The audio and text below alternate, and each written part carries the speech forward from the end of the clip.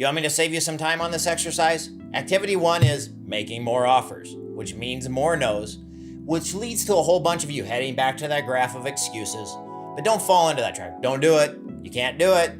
You know it won't work. Right now, we have to get back to selling. The days of order fulfillment is over. We have to get back to sales. We have to sell people on why it makes sense to get involved with real estate today. The no's are just part of the game, but you can do things to get less no's. That sounds pretty good, right? Kind of thought it would. Sales is earning the right to give a recommendation. This applies to selling a client on using you for the transaction or selling a referral partner on the notion that you are awesome. But let's say that again. Sales is earning the right to give a recommendation. He used the example of proposing marriage. You aren't going to propose to someone if you think it's like a 50-50 chance or 60-40. You want to know you're going to get that sale. So you should never pitch someone or sell someone until you can say, because you said reason 1, and because you said reason 2, and reason 3, I would recommend this solution. Did you catch that? Because you said reason 1, and because you said reason 2 and reason 3, I recommend this solution. Yep, that means you're going to have to get to know your client well enough to cite 3 things they said. 3 things that they said. If you don't know 3 things, you need to get to know them better. You aren't there yet. You don't know their problem well enough to give an offer.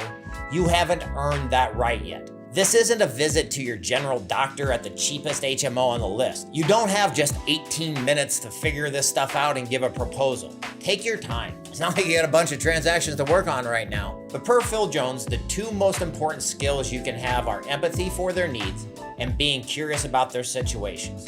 So you have to be curious enough to ask as many questions as it takes to find out what they have going on. And you have to be empathetic enough to give a damn. Seems pretty simple, right? Well, it should, because it kind of aligns right up along with being a good person. According to Jones, once you hit the show me you know me button with your client, the situation changes to us versus the problem instead of me against you. Right now, the problem is I want to buy a house, but people say it's a bad time to do it.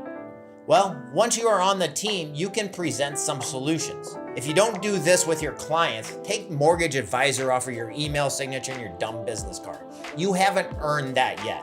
And buddy, you have to earn that trust if you're gonna pivot a homebuyer conversation to where it needs to be right now. 63% of homebuyers had to adjust their expectations and their budget to buy right now, which is probably a low percentage, like you said.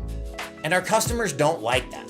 When you talk to people around the industry, the biggest objection to overcome is, I don't want my house payment to be that much higher than my rent is now, which is tough.